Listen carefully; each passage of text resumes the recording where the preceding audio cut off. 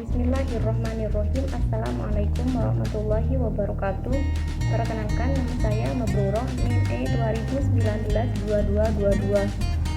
Saya dari Ekonomi Syariah 5, Fakultas Ekonomi dan Bisnis Islam, Institut Agama Islam Negeri Jember.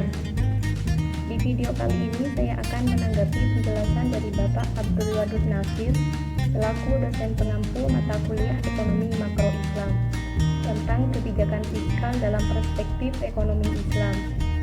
Yang pertama, pengertian kebijakan fiskal. Kebijakan fiskal adalah kebijakan yang dilakukan pemerintah untuk meningkatkan atau mengurangi pendapatan. Yang kedua, tujuan kebijakan fiskal. Tujuan utama dikeluarkannya kebijakan fiskal adalah untuk menentukan arah, tujuan, sasaran, dan prioritas pembangunan nasional serta pertumbuhan perekonomian bangsa.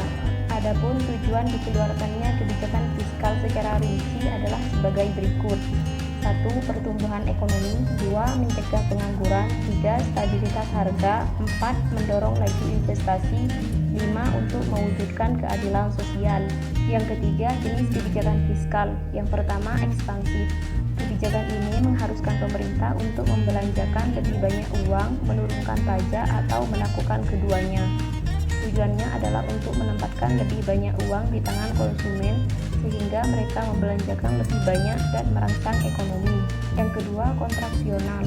Kebijakan ini digunakan untuk memperlambat pertumbuhan ekonomi, seperti ketika inflasi tumbuh terlalu cepat. Kebijakan ini juga meningkatkan pajak dan memotong pengeluaran. Yang keempat, komponen kebijakan fiskal.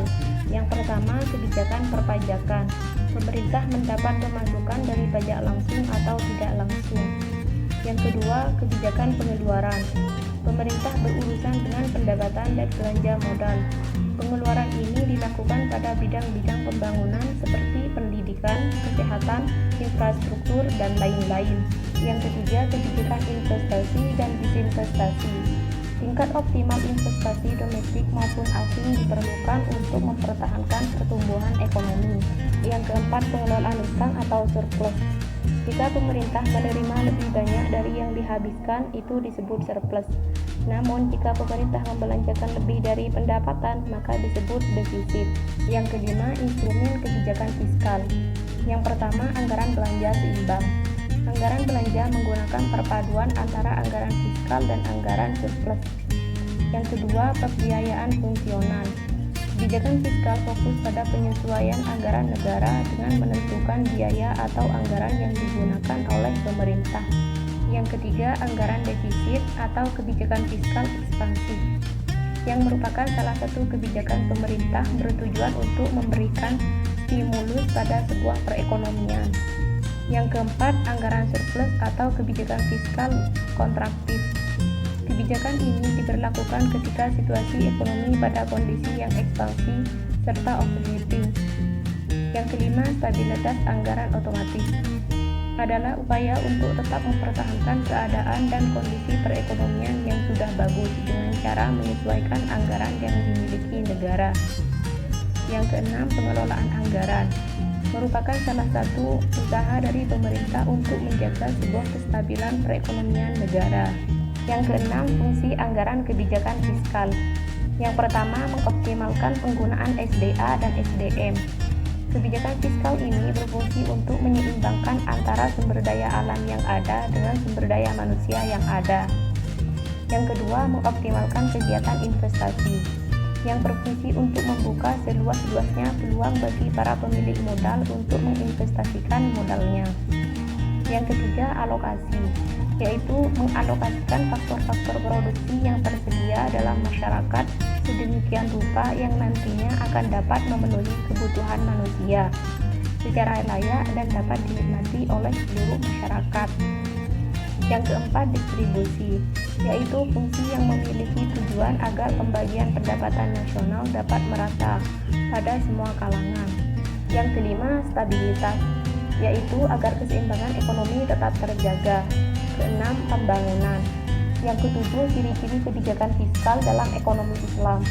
Yang pertama, pengeluaran dilakukan sesuai pendapatan sehingga jarang terjadi defisit anggaran. Yang kedua, sistem pajak profesional. Pajak dalam ekonomi Islam dibebankan berdasarkan tingkat produktivitas. Yang ketiga, perhitungan zakat berdasarkan hasil keuntungan bukan pada jumlah barang. Yang kedelapan, fungsi kebijakan fiskal dalam ekonomi Islam.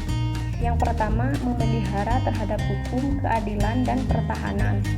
2. Pertumbuhan dan pelaksanaan terhadap kebaikan ekonomi. 3. Manajemen kekayaan pemerintah.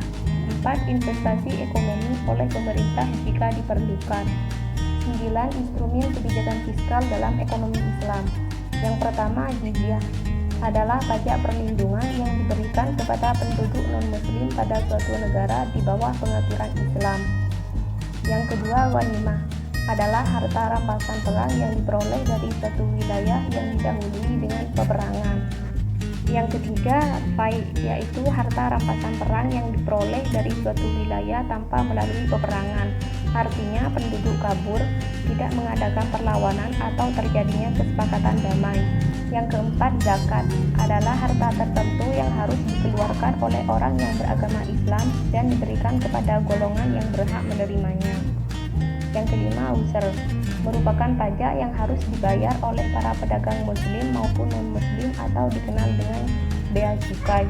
Yang keenam, haraj merupakan pajak yang dibebankan kepada tanah-tanah yang ditaklukkan oleh kaum muslim yang dibiarkan tetap dimiliki sebelumnya guna untuk produktivitas tanah tersebut atau hasil pertanian.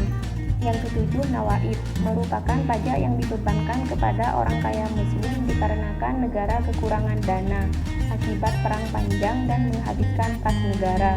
8. Amwal fahla, yaitu berasal dari harta kaum muslim yang meninggal tanpa ahli waris atau berasal dari barang-barang seorang muslim yang meninggalkan negerinya. Sekian dari saya, apabila ada salah kata mohon maaf yang sebesar-besarnya. Wallahul muwaffiq ila aqwamit thoriq. Wassalamualaikum warahmatullahi wabarakatuh.